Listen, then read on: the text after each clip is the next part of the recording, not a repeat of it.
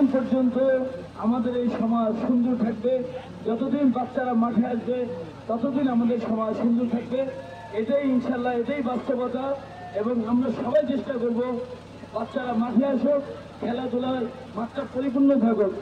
আপনারা সবসময় চেষ্টা করবেন বাচ্চাদেরকে মাঠে পাঠানোর জন্য, এবং এই মাঠটাকে যেন তারা আবাদ করে, মোবাইল থেকে দূরে থাকে এবং মাদক থেকে দূরে থাকে।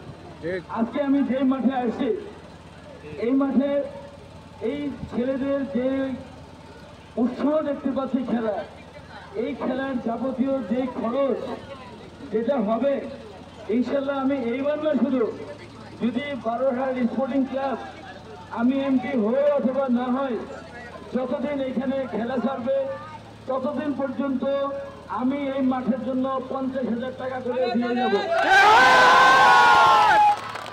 আমি এমপি যদি নাও হই, এই মাঠে যতদিন খেলা থাকবে আমি ইনশাল্লাহ এই এলাকার যুবকদের উন্নয়নের জন্য আমি 50,000 টাকা করে দিয়ে যাবো। ঠিক আছে ইনশাল্লাহ?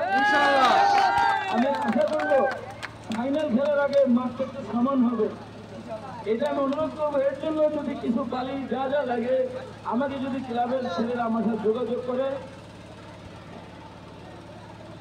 আমি এটা করে দিয়ে যাব। 2 পাশে 2টা গোল পোস্ট নাই, ইনশাল্লাহ আপনার টুর্নামেন্ট চলো, আমি এই গোল পোস্ট 2টা আপনাদেরকে করে দেবো ইনশাল্লাহ। আর আমি কোনো বক্তব্য দেবো না, আপনারা এখন খোলা শুরু করে দেন। আমার জন্য সবাই দোয়া করবেন। মনে রাখবেন, আমি এই এলাকার স্থানীয় ছেলে, এই এলাকার যুবকদের দায়িত্ব আমার, কারণ আমি আপনাদেরকে সাথে নিয়ে এই এলাকাকে সুন্দরভাবে গড়ে তুলতে চাই, মন থেকে চাই। এই এলাকার যুবকরা ভালো থাকবে, তারা সমস্ত খারাপ কাজ থেকে দূরে থাকবে, তারা আর তাদের মধ্যে আল্লাহ ভীতি আসে, তারা যেন তাদের মাধ্যমে যেন এই এলাকাটা আমরা সুন্দরভাবে গড়ে তুলতে পারি। সবাই আমাদের সহযোগিতা করবেন, আমরা আপনাদের সাথে আছি এবং থাকবো। দলমত নির্বিশেষে সবাই আমরা ভালো কাজের সাথে শরীক হব, হিংসা এবং হানাহানি থেকে আমরা দূরে থাকবো। সবাইকে ধন্যবাদ। আমার সাথে আমার বন্ধু টিটু মুন্সি আছেন, উনি এই সদরপুরে শুধু ফরিদপুরের খেলাধুলার অঙ্গনে একজন উজ্জ্বল নক্ষত্র। টিটু মুন্সিকে অনেক ধন্যবাদ।